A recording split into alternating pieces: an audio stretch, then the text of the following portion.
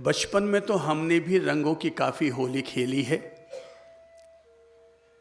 पर जब से जीवन की समझ आई तब से हमने दिव्य होली ही खेली है। उस रंग की होली नहीं खेली जिस रंग को आज लगाओ और कल उतारना पड़े।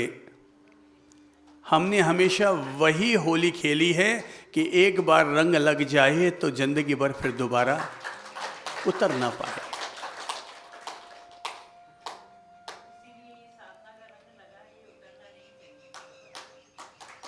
ये साधना का रंग जो आप कहते हैं कि लगा है, ये उतरना नहीं चाहिए। रंग तो ऐसा ही लगाओ कि फिर कभी जिंदगी में न उतरे, वो उतारे न उतरे। कभी मीरा के ऐसा रंग लगा था जो लाख कोशिश की गई थी राणा के द्वारा वो रंग उतारने की, पर वो रंग उतर नहीं पाया था। तो रंग तो ऐसा ही लगना चाहिए कि एक बार लग गया तो फिर कोई उतारना चाहे तब भी वो रंग उतर ना पाए। हमारे पूज्य पिताजी महाराज ने अपने निर्वाण से पहले पूरे 3.25 वर्ष तक अखंड मौन रखा, 24 घंटे का। ये है रंग।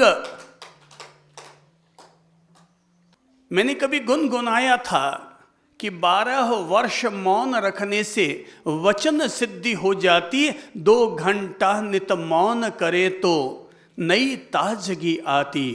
चंद्र प्रभु से प्रीत लगाकर पाले शुभ वरदान, मौन है शिवपुर का सोपान। होते झगड़े शांत, बने घर सचमुच स्वर्ग समान, मौन है शिवपुर का सोपान। तो ये रंग है, जिसको जैसा रंग लग गया उसको वैसा ही परिणाम मिला। किसी को पत्नी से रंग लगा तो उसको प्रेम का परिणाम मिला, किसी को प्रभु से प्रेम लगा तो उसको वैसा परिणाम मिला। जिसको जैसा रंग लगा उसको वैसा परिणाम मिला। जीवन की समझ तो यही कहती है, ऐसा रंग लगाओ कि सारा द्वैत मिट जाए और हम सब एक हो जाएं।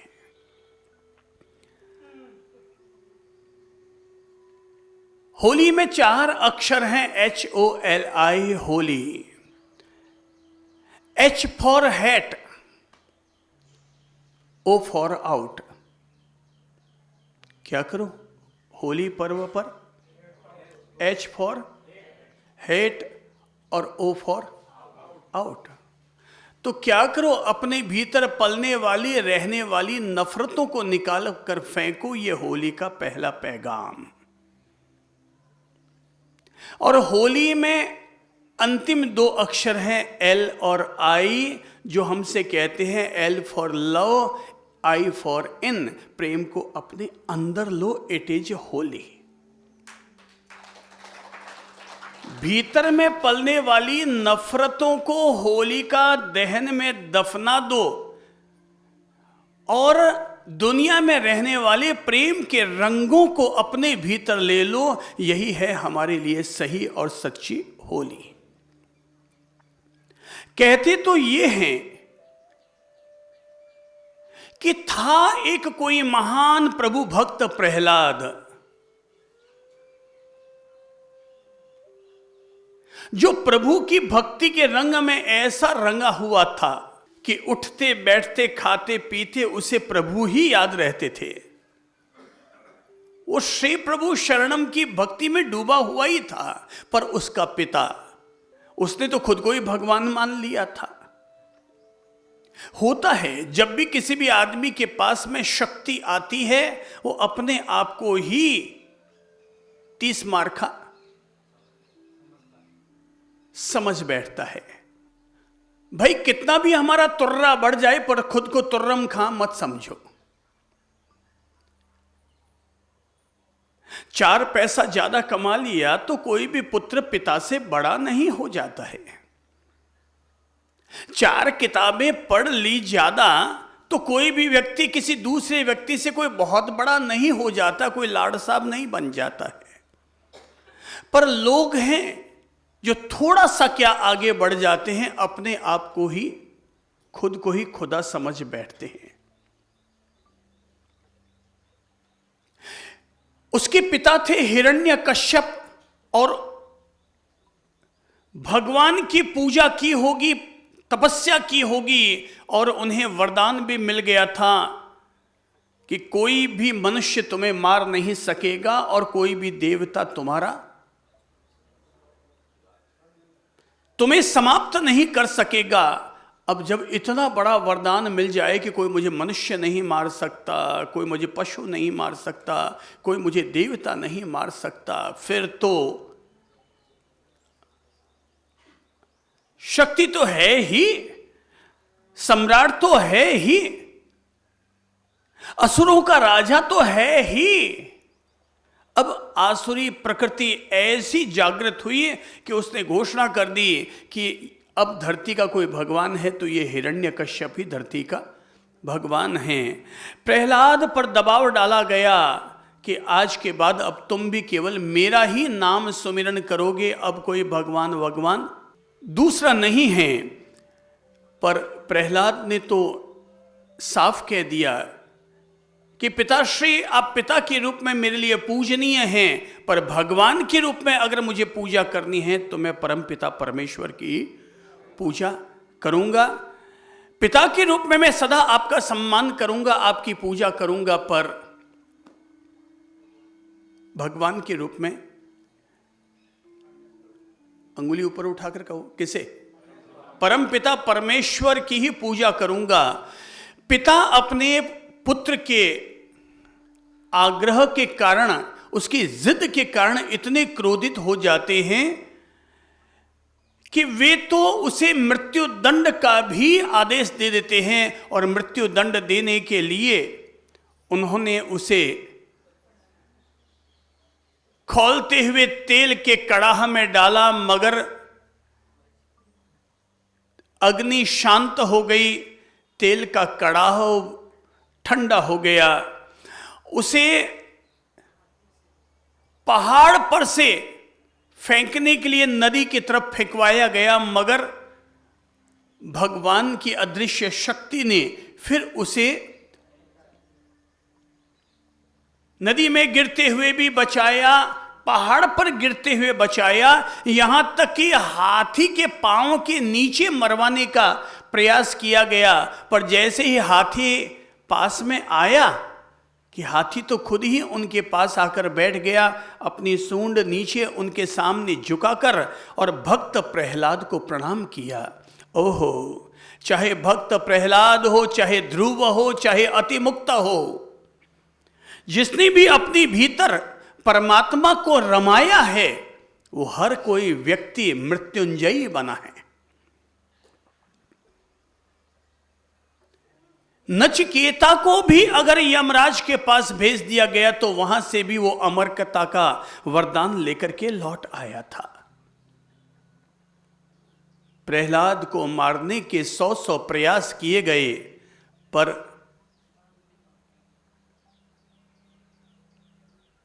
जिसके साथ भगवान हैं उसका कोई भी बाल बांका कैसे कर सकता है। इसीलिए हमेशा याद रखो, जिसने तय कर लिया है कि भगवान मेरे साथ है, उसे चिंता करने की जरूरत नहीं कि कौन मेरे खिलाफ है। प्राचीन इतिहास की एक कहानी बताती है कि आखिर हिरण्यकश्यप की बहन होलिका, जो अपने भाई से बेहद प्रेम कर रही होती है, कहती है कि भाई, अगर तुम्हारे 100 प्रयास करने पर भी इसे अगर मृत्यु दंड नहीं दिया जा सका तो मैं इसे मृत्यु दंड देती हूं, क्योंकि मुझे तो भगवान से वरदान प्राप्त है कि मैं अगर आग में बैठ जाऊं तब भी आग मुझे जला नहीं सकती, और ये मुझे छोड़कर जा ही नहीं सकेगा। मैं इतना कस करके इसे पकड़ लूंगी। तैयारी कर ली गई।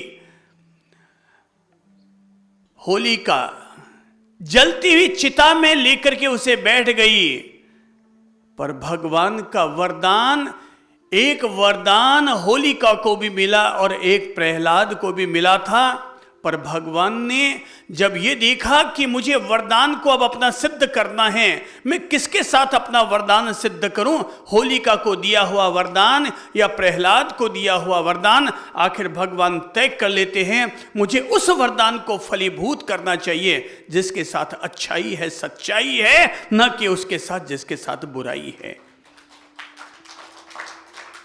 और तब होलिका जल जाती है, बचाओ बचाओ बचाओ की आवाज आती है। एक बुराई कितना भी अपना सिर ऊपर क्यों ना उठा करके चले, पर एक दिन तो ऐसा जरूर आता है कि बुराई को भी होलिका की तरह जलना पड़ता है। और तब कहते हैं, तब से लेकर आज तक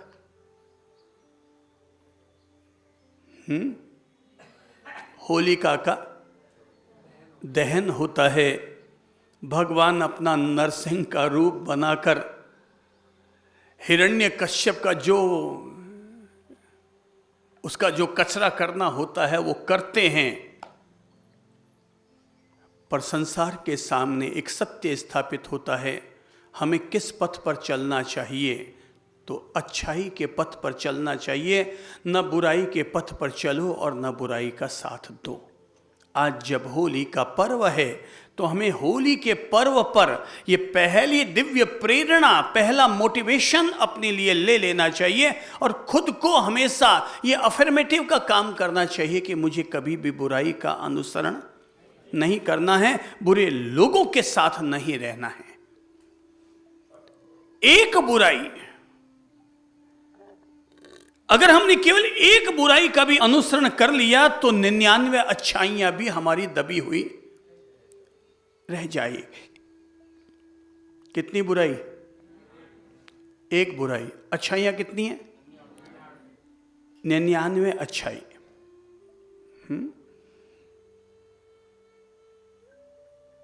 हमारे यहां जोधपुर की जेल में ही एक बहुत बड़े व्यक्ति कैद में चले गए।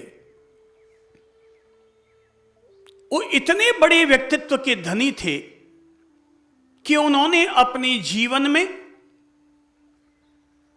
धर्म की भी खूब सेवा की,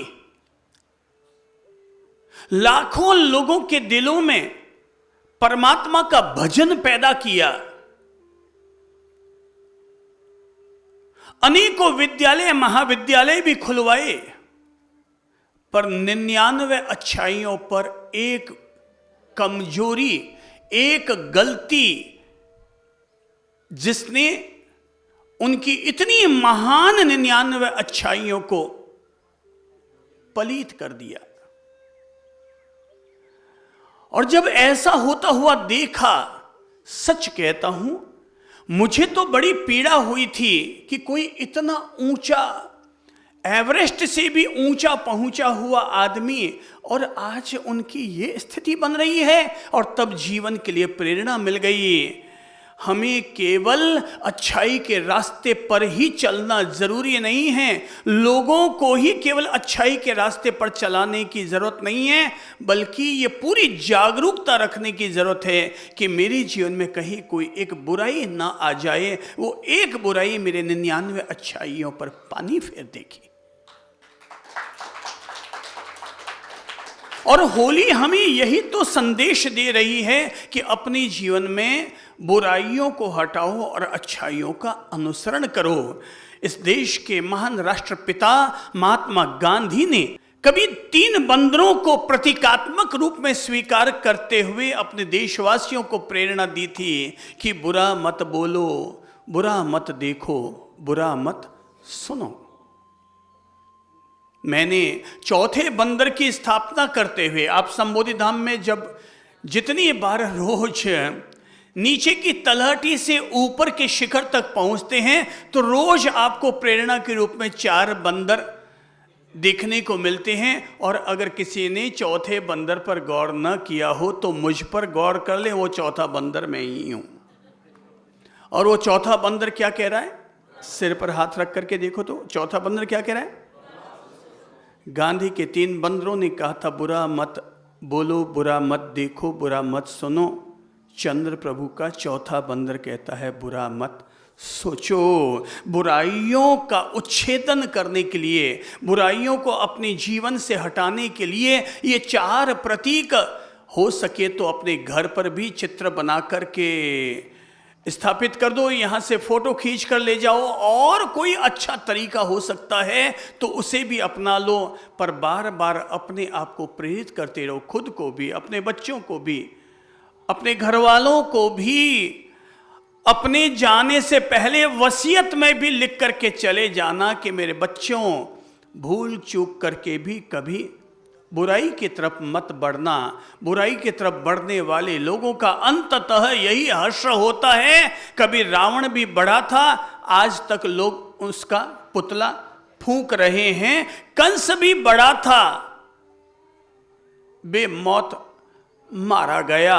कौरव भी बुराई के रास्ते पर बड़े थे, लाक्षागृह जलाया था, षड्यंत्र किया था। शकुनी का हाल भी बुरा हुआ, कैकई का हाल भी बुरा हुआ, मंथरा का हाल भी बुरा हुआ, और तो और ओसामा बिन लादेन का भी हाल अंततः बुरा हुआ। हमें इन लोगों से यही प्रेरणा लेनी चाहिए। मुझे मेरी एनर्जी को, मुझे मेरी वाणी को, मुझे मेरी सोच को, मुझे मेरी दृष्टि को हमेशा अच्छाई की तरफ ही ले जाना चाहिए। कभी अगर बुराई का भाव पैदा भी हो गया, क्या करो, खुद को सावधान करो। सावधान, बी पॉजिटिव, नहीं, गलत नहीं बोलना चाहिए था मुझे। और जब भी लगे गलत शब्द निकल गया मुंह से, पवित्र शब्द का इस्तेमाल करो। सॉरी मिच्छामि दुक्कड़म। भाई कीचड़ लग जाए, छींटा लग जाए तो उसको अपन रखते थोड़े ही हैं, क्या करते हैं, साफ करते हैं, धोते हैं। तो वाणी से भी कभी कोई कीचड़ उछल गया, विचारों में भी कभी कोई कीचड़ आ गया, तो क्या करना चाहिए हमें? ओह, कान पकड़ो झट से। अभी तो मैंने केवल सीखने सिखाने के लिए पकड़ा दिया है, पर हकीकत में जैसे ही गलत हुआ, हमसे कोई बुरा कार्य हो गया, तत्काल झट से कान पकड़ो। पहला काम, केवल कान मत पकड़ना, दूसरा काम करना, एक चांटा खुद के गाल पर लगाना। खुद से गलती हो जाए तो सेल्फ पनिशमेंट जरूरी है। जब दूसरे से गलती होती है तो हम उसे पनिशमेंट देते हैं, और खुद से गलती हो तो कौन देगा? अरे भाई ऊपर वाला तो देगा, तब देगा, पहले खुद ही खुद को पनिशमेंट दे दो, ताकि ऊपर वाले को हमें पनिशमेंट देने की जरूरत न रहे। उन्हें क्यों तकलीफ देते हैं कि भाई मैंने गलत किया तो मुझे उस गलती का दंड दो। अपन खुद ही खुद को दंडित करके सुधार लेते हैं। तो पहला काम कान पकड़ो, दूसरा काम गाल पर ज्यादा जोर का मत मारना है, दर्द होता है। वो आपका बेटा भी कहता है पापा मारते हैं तो बहुत दर्द होता है। तो एक केवल याद खुद को दिलाने के लिए एक गाल पर टिका लेना, और तीसरा काम करना, अगले को सॉरी कह देना, मिच्छामि दुक्कडम दे देना। हो गया होली पर्व हमारा सार्थक। क्योंकि होली का मतलब क्या है? पवित्रता। होली का मतलब क्या है? पवित्रता। होली का मतलब क्या है? H for hate, O for out, L for love, I for in, hate out love in, hate out love in, hate out love in. अपने भीतर की नफरतों को बाहर फेंको और भीतर में प्रेम का संचार करो। तो बुरा मत बोलो, टेढ़ा मत बोलो, व्यंग्य कसते हुए मत बोलो, किसी की निंदा मूलक शब्द मत बोलो। भूल चूक करके भी अपने मुंह से कभी किसी संत की निंदा मत करो, किसी व्यक्ति की निंदा मत करो। मैं तो कहता हूं कोई नेता है तो नेता की भी निंदा मत करो। उनकी निंदा करने के लिए नेता खुद बैठे हैं, अपन अपनी जुबान क्यों खराब करें? जब अच्छा बोलने से जबान मीठी होती है तो खराब बोलने से जबान खराब नहीं होगी? है? होगी। तो अपन क्यों किसी का कीचड़, अपन क्यों किसी का कीचड़ मथें? मथना है तो दही मथो, मक्खन मथो, कीचड़ क्यों मथे? तो बुराई से बचाना, देखिए 100 साल तक हमें जीना होता है, 80 साल तक, 60 साल तक हमें जीना होता है, और पूरी जीवन भर के लिए हमें सजग और सचेतन रहना होता है। अपन में से कोई भी दूध का धुला तो है नहीं, अपनी हार कोई हार नहीं है, क्योंकि अपन भी इंसान है, अवतार नहीं है। तो गलती हो सकती है, और गलती हो जाए तो कोई, मुझे लगता है गलती हो गई तो कोई बहुत बड़ा जुल्म नहीं हो गया, सॉरी कहो और अगले भविष्य के लिए सावचेत हो जाओ। तो बुरा बोलो भी मत। हाँ, गलतियों से इंसान सीखता है, पर कुछ गधेड़े होते हैं जो अपनी गलतियों से नहीं सीखते हैं। गलतियों से इंसान सीखता है, जो जागरूक होता है वो तो सीखता है, पर जो नहीं सीखता है, डंकी उसी का दूसरा नाम है। जो सीख जाता है वो डिवाइननेस की तरफ बढ़ जाता है, जो नहीं सीख पाता है, नहीं सुधर पाता है, वही डंकी बन जाता है। मैं डंकीनेस की तरफ जाने के बजाय डिवाइननेस की ही प्रेरणा दूंगा। पॉजिटिव बोलता हूँ, पॉजिटिव सोचता हूँ, पॉजिटिव व्यवहार करता हूँ, इसलिए ये सबको प्रेरणा दूंगा कि हमें टेढ़े वचन, कटार वाले वचन, सुई चुभाने वाले वचन, कांटेदार वचन ना बोलें। ये बुरी बात है, और बुरी बात कभी भी अच्छी बात नहीं हो सकती। मैं फिर याद दिलाना चाहूँगा, हमसे अगर किसी का लाड हो तो करो, नहीं हो तो कम से कम राड़ तो मत करो। मेरे से आपकी सेवा बनेगी, कर दूंगा, नहीं होगी तो हाथ जोड़ दूंगा। भाई साहब, मेरे लिए संभव नहीं है। कोई ज़बरदस्ती भी नहीं है कि मुझे आपकी सेवा करनी पड़ेगी या मुझे किसी की सेवा करनी पड़ेगी। मैं कोई सेवा करने के लिए पैदा नहीं हुआ हूं। मैं किसी समाज के उसूलों को पालने के लिए पैदा नहीं हुआ हूं, पर कुछ उसूल अगर अच्छे हैं तो मुझे उनका सम्मान करना चाहिए, मुझे उनका अनुसरण करना चाहिए। हाँ, बुराई से खुद को जरूर हम बचा करके रखेंगे। वो पति ने टोंट कसते हुए अपनी पत्नी से कहा था, तुझे पता है मैं तुझे रानी क्यों कहता हूं? बोले आप ही बता दीजिए, आप मुझे रानी क्यों कहते हैं? बोले मैं तुझे रानी इसलिए कहता हूं, अब होली थी ना, पी के आया था कहीं से, भांग वांग पी के आ गया होगा। लोग होली पर पवित्रता की प्रेरणा कम लेते हैं और उद्दंडता की प्रेरणा ज्यादा लेते हैं। लोग क्या है, होली पर पवित्र रंग कम डालते हैं और कीचड़ वाला रंग ज्यादा डालते हैं। सो पति कहीं भांग पी के आ गया होगा होली पर और आकर के पत्नी को छेड़ देगा, तुझे पता है मैं तुझे रानी क्यों कहता हूं? बोले मुझे तो पता नहीं, आप भी बता दीजिए। तो बोले मैं तुझे रानी इसलिए कहता हूं क्योंकि नौकरानी थोड़ा बड़ा शब्द होता है, इसलिए मैं तुझे रानी कह देता हूं। क्या है रानी का बड़ा शब्द? क्या है? नौकरानी। और नौकरानी का शॉर्ट फॉर्म क्या है? रानी। पत्नी को बड़ा टेढ़ा लगा, यार ये बड़ा पानी उतारे, आपने 10 दोस्तों को साथ लेकर आए हैं और ऊपर से मुझे कहते हैं कि मैं तुझे रानी इसलिए कहता हूं क्योंकि नौकरानी शब्द बड़ा होता है। पत्नी को भी लगा कि अब इसकी अकल ठिकाने करनी पड़ेगी मुझे, मेरे पति की। दुनिया में पतियों की अकल हमेशा पत्नियों ने ठिकाने लगाई है और उनको कोई नहीं सुधार सकता। तो पत्नी ने कहा अच्छा ऐसी बात है तो आपको पता है मैं आपको जानू क्यों कहती हूं? तो बोले मतलब तू मुझे जानू क्यों कहती है? बोले इसलिए क्योंकि जानवर शब्द थोड़ा बड़ा होता है। क्या है? जानवर शब्द बड़ा होता है। वो आपने और मैंने, अपन सब लोगों ने सुन रखा है वो अकबर बीरबल का प्रसंग, जिसमें अकबर बीरबल से कहते हैं ऐ बीरबल मैंने रात को सपना देखा और सपने में देखा कि अपन दोनों जंगल में सैर के लिए निकले हैं और मैंने सपने में देखा मैं तो अमृत के गड्ढे में गिर गया और तू कीचड़ के गड्ढे में गिर गया। आहा, पता है बीरबल क्या हालत हुई थी तेरी?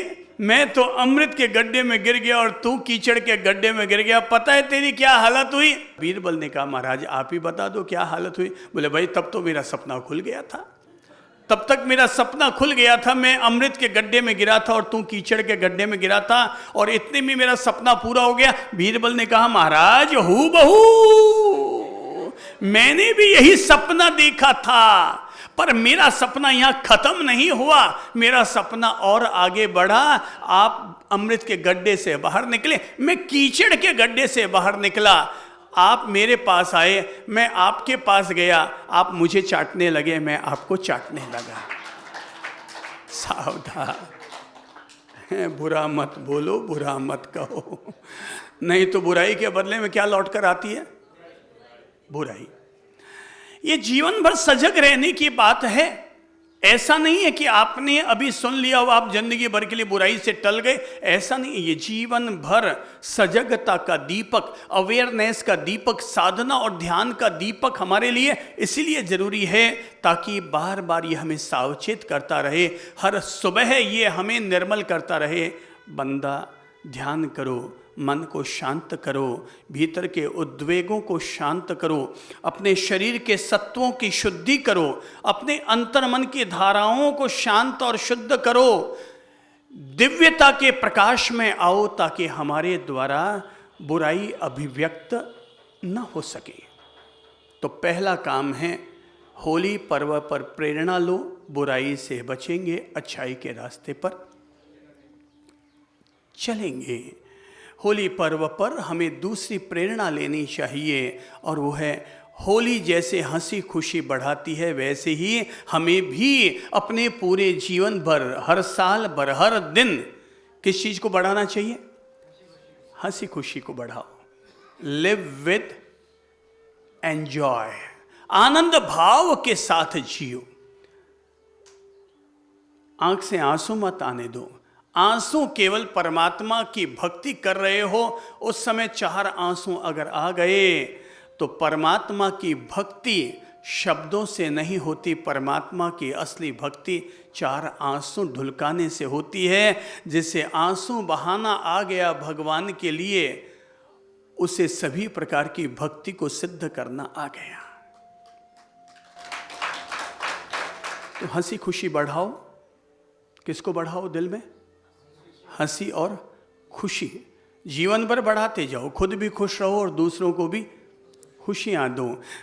भले ही आज आपने प्रण किया कि अब मैं खुश रहूंगा, मैं कहूँगा 21 दिन ही सही एक एक्टिंग ही कर लो, एक अभिनय ही कर लो। सुबह उठे मुस्कुराए, खाना खाने से पहले एक मुस्कान ली, दुकान खोलने से पहले एक मुस्कान ली, टीचर बनकर पढ़ाते समय पढ़ाई बाद में की और पहले एक मुस्कान ली।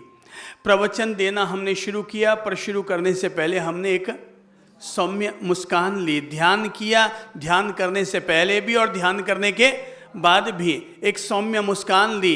भगवान की भक्ति करने के लिए बैठे हैं तो हाथ जोड़कर प्रार्थना के शब्द बाद में बोले, पहले एक मुस्कान ली। रात को सोने के लिए जा रहे हैं तो पहले एक मुस्कान ली। उतरे हुए चेहरे से सोने जाओगे तो रात भर अवसाद रहेगा, गुस्सा करके सोने के लिए जाओगे तो रात भर टेंशन बना हुआ रहेगा। इसलिए क्रोध, तनाव, अवसाद किसी भी व्यक्ति के लिए समाधान नहीं बन सकता। समाधान तो जब भी बनता है तो इंसान की मुस्कान है, मुस्कान से ही समाधान निकलता है। हो सकता है एक्टिंग ही समझ लेना, पर जैसे एक्टिंग करते करते भी वो एक्टिंग हमारे जीवन का हिस्सा बन जाती है, वैसे ही मुस्कान का अभिनय करते करते 21 दिन बाद तो ऐसी स्थिति बन जाएगी कि आप बिना मुस्कान के रह ही नहीं पाएंगे। यहाँ तक कि कोई आपकी हंसी उड़ाएगा तो भी आप मुस्कुराकर उसे भी हंसी में उड़ा देंगे। हाँ, कोई बात नहीं भाई, कोई बात नहीं। फिर तो मस्ती में रहना हमारे जीवन का ऐसा हिस्सा बन जाएगा कि हम हंसते हुए खाएंगे, हंसते हुए रहेंगे, हंसते हुए परिस्थितियों का सामना करने में समर्थ हो जाएंगे। और हंसते हुए जीना, यही तो हमारे दिव्य महापुरुषों ने हमें सिखाया है, और यही सिखाया है हंसते मुस्कुराते हुए जियो। हिम्मत ना हारिए, प्रभु ना बिसारिए, हंसते मुस्कुराते हुए जिंदगी गुजारिए हंसते मुस्कुराते हुए जिंदगी गुजारिए। तो हंसते खेलते रहो, हर समय हंसते खेलते रहो, हैं। यहाँ तक कि कोई हमें डांट भी रहा है ना, आप अपना हंसना मुस्कुराना मत भूलो। डांटना उसका हिस्सा है, मुस्कुराना मेरा हिस्सा है। डांटना उसका पार्ट है और मुस्कुराना मेरा आर्ट है। मुस्कुराना मेरा आर्ट है।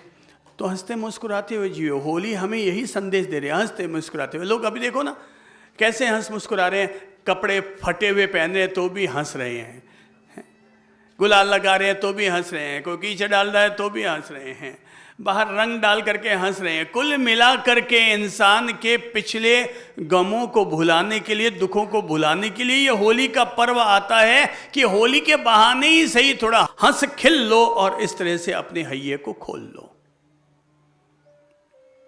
तो हंसी खुशी बढ़ाओ, हंसो भी हंसाओ भी, खुश भी रहो और खुशी भी दो।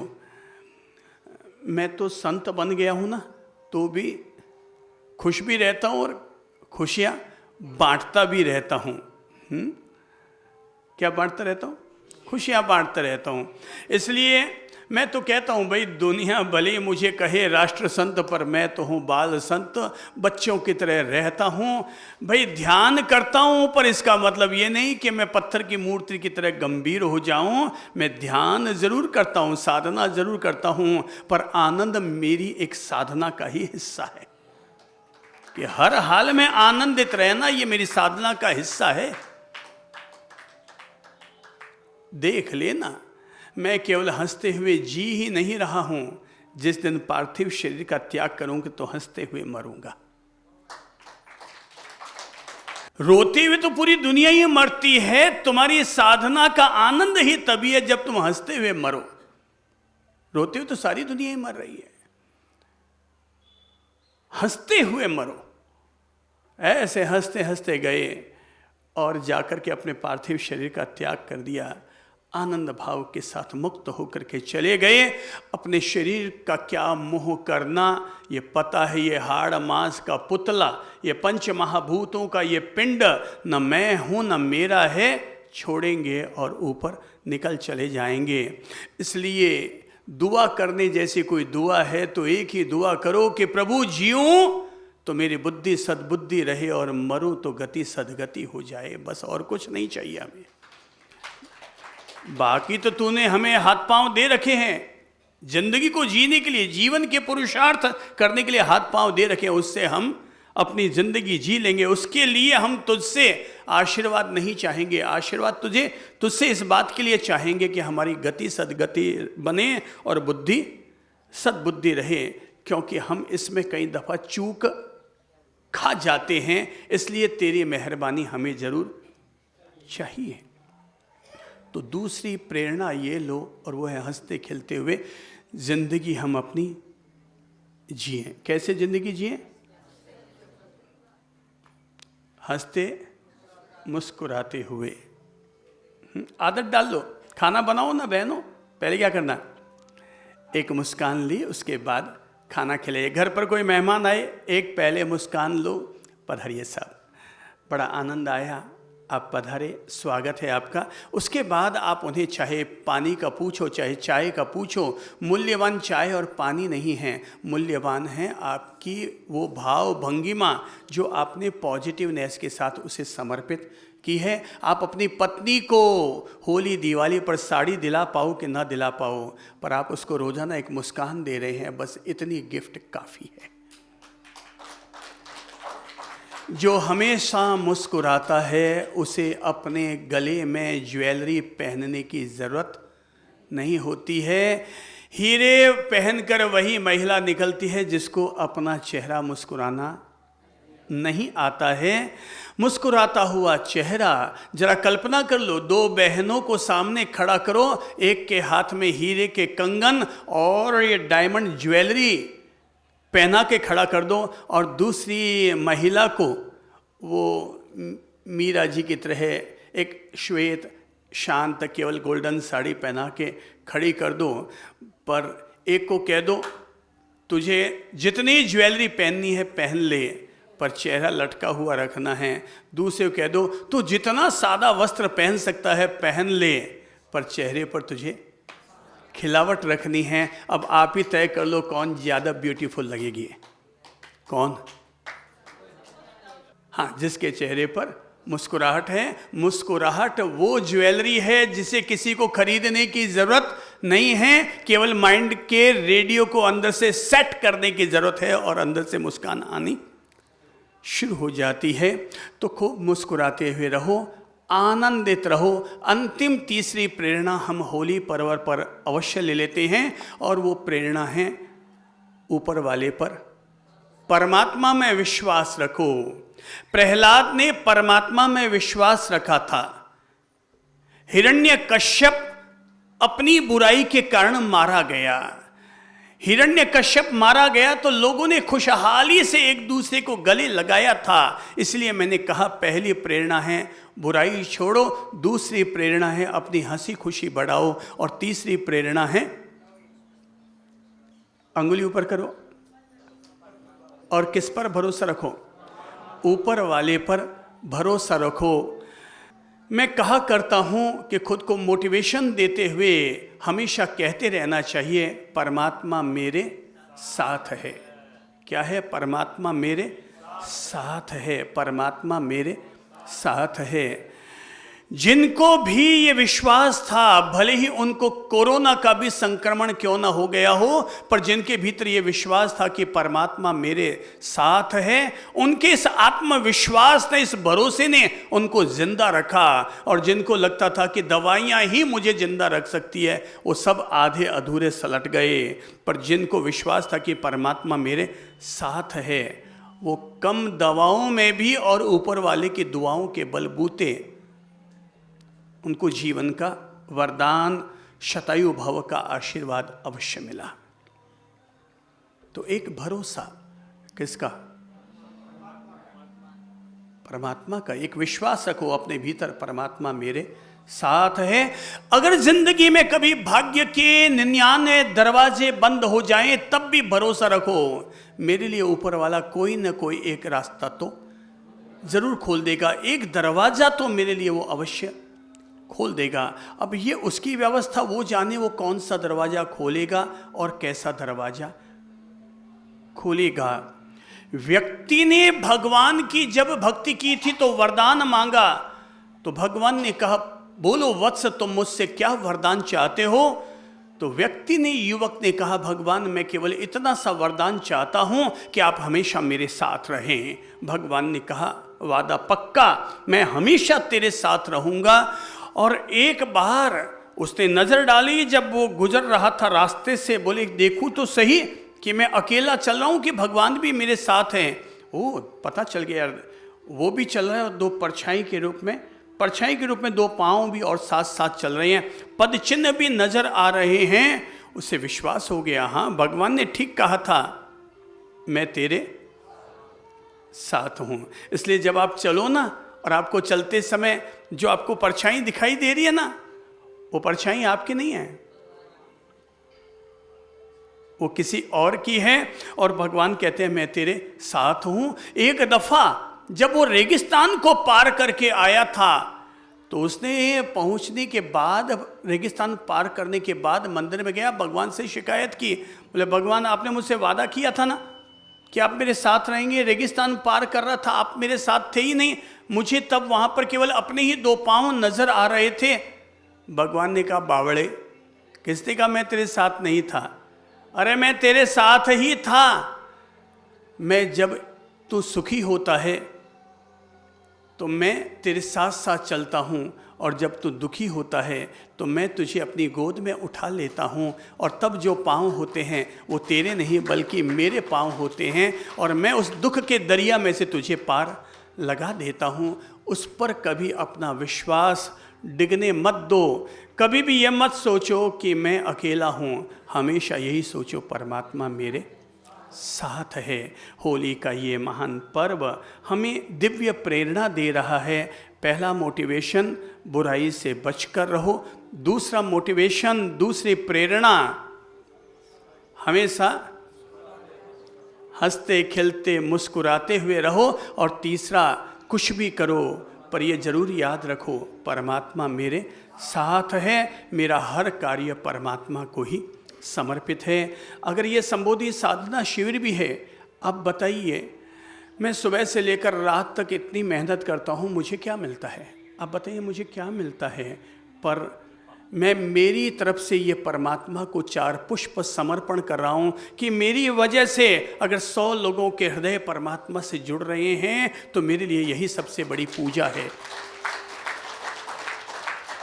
अगर 100, 200, 500 लोगों के दिल परमात्मा से जुड़ रहे हैं तो मेरे लिए परमात्मा की ये सर्वश्रेष्ठ पूजा है कि भगवान, केवल मैंने ही तुझे याद नहीं किया, बल्कि मैंने 100 लोगों के दिलों में उतर करके उन्हें भी तेरी यादों से भर दिया, तेरे आनंद से भर दिया। बस मेरे लिए यही सबसे बड़ा सुकून है। होली का ये महान पर्व अपन सब लोगों का मंगल करे, कल्याण करे।